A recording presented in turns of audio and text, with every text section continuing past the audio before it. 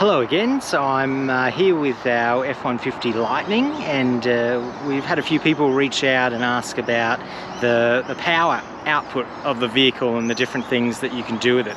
So we put this video together to give you an overview of what the vehicle's capabilities are. So let's go take a look. Okay, now just before we get into the detail around plugging different devices into the vehicle, just one little safety warning. Of course, you're dealing with electricity here. You want to make sure that you're very sensible and careful, always taking the usual precautions with any electrical appliance. You don't want to be doing any wiring or anything yourself. This is just plugging in different components, and similar to how it's always good practice at home to have power points turned off before you plug appliances in. You want to do the same thing with this vehicle. So to get to those settings, you go Features, Pro Power on Board, and that brings up the full vehicle here in terms of having them on and off. So you can separately turn off your power points in the rear or the front with these buttons. So you click it, now they're off, and the power in the cabin is separate. If you want to turn everything off and have power to none of the power points inside or outside, you've got this power button. So again, it's always good practice before you plug things in to have them off just as a precaution, and once you've plugged them back in, you can come here and turn on as it says here, the vehicle will run to supply power to the outlets until the reserve settings reached. And so that's just about making sure that, obviously it'd take a very long time with a battery this size to draw it down, but you can put a safety mechanism in there. So if you were drawing a lot of power, you had a minimum number of kilometers to get you to wherever you were going next, or get you back home.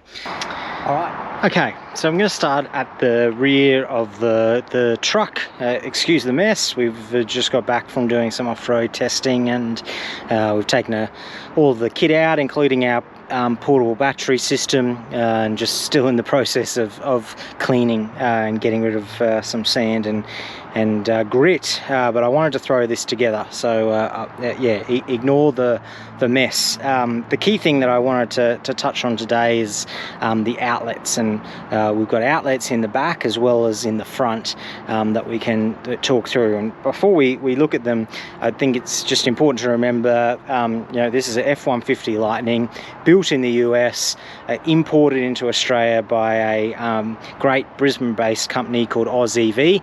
They do this fantastic conversion from left-hand drive over to right-hand drive. One of the areas which is really tricky for electric vehicles and in terms of these conversions is around the power output, and that's because of course around the world we had to not have a standard. We had to go across and use different approaches in different countries. And so here in Australia we have 240 volt electricity at 50 hertz, whereas overseas in countries like the US they use a voltage about half that, 110, 120 volt, and it is at a higher frequency, 60 hertz. Now for many appliances, something like your kettle here, or even some induction cooktops, they can handle being at a different frequency, but frequency becomes a problem, particularly when you've got motors that spin. So something like this angle grinder here, I've taken the blade off so no one thinks I'm doing anything too nefarious, but if you look here on the label, it's got 220 to 240 volt and then 50 hertz. Whereas if we go to a kettle, which is just a heating load, what we can see down here, thanks to Kmart and their cheap camping kettle, it's 220 to 240 volt again, but it's 50 to 60 hertz. So because it doesn't have that moving part, it can actually handle the different frequencies. And similarly, if we look at the IKEA portable induction hob here, we've got 220 to 240 volt and again 50 to 60 hertz. So that's the first thing to point out when we're thinking about what we can use with this vehicle out of the box. You need to have a think about what different appliances you want to use, and that will have implications for the approach that you take. Now, when you buy one of these vehicles, the power points are blanked off with these panels. We'll see the one in the front in a moment. The reason for that is, for compliance, they're not running at the local electricity output, and so they are blanked off. But once you've purchased it, you can, at your own discretion, unscrew this panel and then decide how you might use it. So that's what we've done. Carefully we've gone into the car, turned it off, make sure none of the power points are live, and then I'm not demonstrating today because I forgot my torx screwdriver, but there are 4 torx screws. You take them out, this plate comes off, you carefully screw them back in so this panel is all sealed and solid, and you're left with access to these power points. Now at the bottom you've actually got 4 conventional American outlets. You'd probably be familiar with these if you go traveling, and then at the top we've actually got a 240 volt outlet. This is a bit of a special outlet which requires a bit more work in order to access, but it is at 240 volt, which is really interesting as opposed to the bottom ones which are at 120 volt. With all of these though, the important thing to remember is they're still running at 60 Hertz. So as a bit of a demonstration, what I can show first is that if you were wanting to run something that could handle that 60 Hertz frequency, technically, even if it requires 240 volt, you can run it at a lower voltage. It just means that it's going to take a lot longer because the power is going to be lower. Without getting into all the maths and electrical engineering behind it, if you half the voltage, you're going to half the power. So I'm going to try and do this while filming, but we can use just a normal conventional travel adapter. And bear with me for a moment while I plug it in. There you go, that's what it will look like. And then we can put our kettle on here, and even though this is a 220 to 240 volt kettle, it will actually turn on. And if I go now around to the car, we'll be able to see what that kettle is pulling on the screen. So here it shows 550 watts, which for most people you would know that's quite low. It's less than half what you would expect if you're running at the 220 to 240 volts. So it will work, but it will take much longer. Similar, if you were to do the induction cooktop, you'll only get half the power, and so it'll take longer to do anything. So how do we get around that? Well, you can buy a very simple step up transformer, and what this does is convert that 120 volt up into 220 to 240 volt. So it's just I think this box cost me about $70–80 to do some testing with. What we'll do is we'll take out the just again, bear with me, taking out the kettle, we'll plug in this step down transformer. You could even get a cable that goes in directly with the American standard, or use this. We've got the off-on switch here. We'll turn that off. We'll now plug the kettle in there on the 240 volt, turn this on and go again. And so now the kettle's going, and if we go into the vehicle,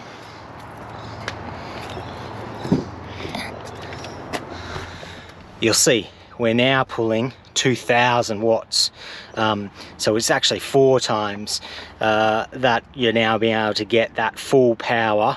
It's got capacity to go up to 3600, so it's still below what the vehicle can do, but you're getting the full capability of that power point just by using that box, which is great.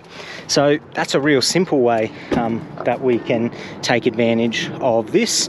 And just for demonstration's sake, we'll turn that off. So it's already boiling away. You can see I didn't put too much water in there. I'll just tip that out to get rivet to prove that it actually worked. There you go, boiling hot water. And then we'll turn this off. We'll plug in our induction cooktop. I haven't brought anything interesting to cook up today, but just to show you that again, this will work. As I said, technically this would fire up without the converter, but this allows you to take advantage of the full power out of it. And again, as long as you're in a situation where you're making sure that the appliance, like this one, can handle 50 to 60 hertz, then you know you're not too worried about anything else. Now, technically speaking, we could, and I will just do this for demonstration's sake, run something like an angle grinder off this. Now it's going to be running at a different hertz. Just bear with me while I get this plugged in. I think the old angle grinder power point's a little bit bent. Now this isn't recommended because if you're running a 50 hertz motor at 60 hertz, it's going to burn out. It's not going to be going at the right frequency, and so it will eventually die on you much quicker. So you wouldn't really do this, but I just wanted to show, for argument's sake, that it's not like it won't work. It's just not advisable to do it for these type of appliances. So again, if we, it's a bit hard to do, but there you go. For a bit of dramatic effect, you can see that it works. It's just going to not be running at the right frequency. So all of these appliances here are AC, so obviously running straight off electricity. Everyone's pretty familiar with that. But the other type of appliance that starts to get interesting is DC. So when you're talking about all of those devices like laptops, batteries that have a transformer and that plug in, they're much less discriminant when it comes to frequency and voltage. And so the good news there is that you can plug them in even without this transformer, and we'll have a look at a laptop in the front section in a second. But in the back here, what we can actually do is, using these power points, plug into the large battery that's normally in here, the EcoFlow Delta Pro, and use that to basically convert from our 60 hertz output into the battery, and then from the battery using its power points and its inverter to come out at 60 hertz, and that gives us a clean 240 volt 60 hertz source. That's really the the A standard, the gold standard, in terms of being able to get a clean energy source that you can use any appliance on and not worry about it burning out. And of course, having that extra battery brings a few other benefits, like being able to implement this kind of solar jerry can approach that we're currently experimenting with. And I guess in many cases when you're going camping, you may not want to run off the vehicle all the time. You may want to have a separate source, so it gives you that flexibility. So I think that's still the way to go. Maybe you don't have to have as big a battery as what we're experimenting with here, but I think that is the way to go in terms of getting the full capability of this vehicle. But if you do have those appliances that you want to run, and again they can handle that 60 hertz frequency, then you can get away with other cheaper options. Okay, so let's now come around the front and take a look at the other set of power points that are in the front. So I'll just hit the key fob to get this open. Now, similar to what I was saying before with the trunk, when you buy this vehicle, there is a metal plate, if I can pick it up, that sits here over the power points. In the case of these front ones, it's just a normal Allen head screwdriver. So again, you want to make sure everything's turned off. Carefully undo those four. This plate will come off, and then you can screw this back in. Make sure it's nice and tight and all sitting well. And then under here, you've got another 4 of those kind of standard US outlets, plus a USB-C and USB-A outlet. And there's no difference between doing this at the front or the back, but just for argument's sake, I wanted to be able to do something up here. So what I'm going to do now is show you how any kind of appliance like a laptop, which actually runs off DC power, can easily plug into this. So we've got our handy little travel adapter. If we look here, this isn't actually the power supply for this particular laptop, but it'll do the trick. It's a 65 watt charger, and it's quite difficult to see, but it'll take 100 to 240 volts and handle 50 to 60 hertz. So sits within the range of what this outlet's. Cable's a little bit twisted, but we can plug that in, come around, plug our laptop in, and yeah, you can see the lights come on. So any type of appliance like that where you have an adapter, same goes for actually EV chargers. This is, you know, an EV charger is just like a big version of this. You can plug it in and technically draw power out.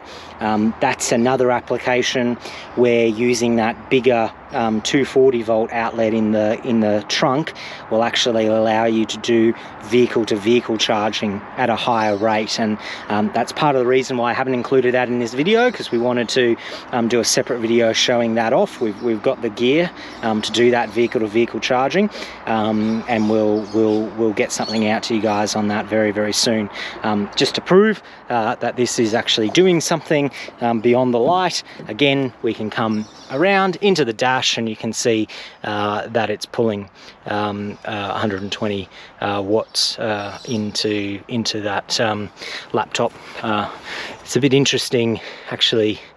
Now I see that says 120 watts and it's 65 watt charger. I'd probably have to do a bit more research to understand exactly why that might be differing. If you have some ideas, let me know. But regardless, it is pulling that power out, and this is another way that you can use those power points. Well, thanks again for tuning in to learn a bit about the power outlets across this F150 Lightning converted here in Brisbane by Aussie V. Hopefully that's given you a bit of insight into the different ways you can leverage this massive battery pack for things other than transport. If there's anything we've missed, leave a comment below and we'll do our best to get back to you. Likewise, if there's other information about this truck or EVs in general, please reach out and we'll try to add that to our list.